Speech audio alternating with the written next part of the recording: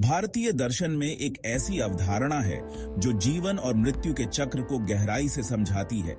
वह है आत्मा का पुनर्जन्म या शरीर बदलना। यह एक ऐसी यात्रा है जो कर्म, इच्छाओं और अंतिम मुक्ति की ओर ले जाती है। हमारा शरीर एक अस्थाई वस्त्र की तरह है। यह बनता है, बढ़ता है और अंततः जीर्ण होकर नष्ट हो जाता है। लेकिन इसके भीतर एक शाश्वत, अविनाशी तत्व निवास करता है, हमारी आत्मा। आत्मा न जन्म लेती है, न मरती है। यह सिर्फ अपना निवास बदलती है। इस परिवर्तन का मूल आधार है कर्म का सिद्धांत।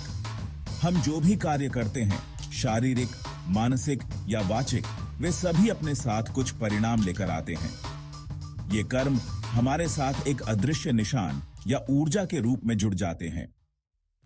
जब शरीर अपनी यात्रा पूरी कर लेता है, यानी जब मृत्यु आती है, तो आत्मा इस भौतिक शरीर को छोड़ देती है।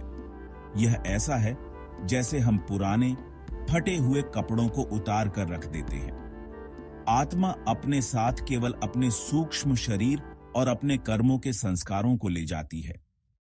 आत्मा एक संक्रमणकालीन अवस्था से गुजरती है। इस दौरान उसके पिछले कर्मों का लेखा जोखा होता है और उसकी अधूरी इच्छाएं, वासनाएं अगले जन्म के लिए एक मार्ग प्रशस्त करती हैं। यह सब मिलकर एक ऐसा खाका तैयार करता है जो आत्मा के अगले निवास को निर्धारित करेगा। अपने कर्मों के अनुसार आत्मा एक उपयुक्त नया शरीर धारण करती है। यह एक शिशु का मानव शरीर हो सकता है या किसी पशु, पक्षी या यहां तक कि किसी पौधे का भी। यह नया शरीर आत्मा को उसके शेष कर्मों को भोगने और नए कर्म करने का अवसर प्रदान करता है। यह चक्र तब तक चलता रहता है जब तक आत्मा मोक्ष प्राप्त नहीं कर लेती। मोक्ष वह परम अवस्था है जब आत्मा जन्म और मृत्यु के इस बंधन से मुक्त होकर अपनी शुद्ध, शाश्वत और आनंदमय अवस्था को प्राप्त कर लेती है। यह अज्ञानता के पर्दे को हटाकर अपनी वास्तविक पहचान को पहचानने की यात्रा है।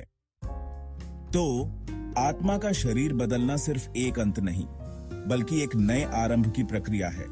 कर्मों का लेखा जोखा, इच्छाओं की पूर्ति और अंततः परम स्वतंत्रता की ओर एक सतत यात्रा।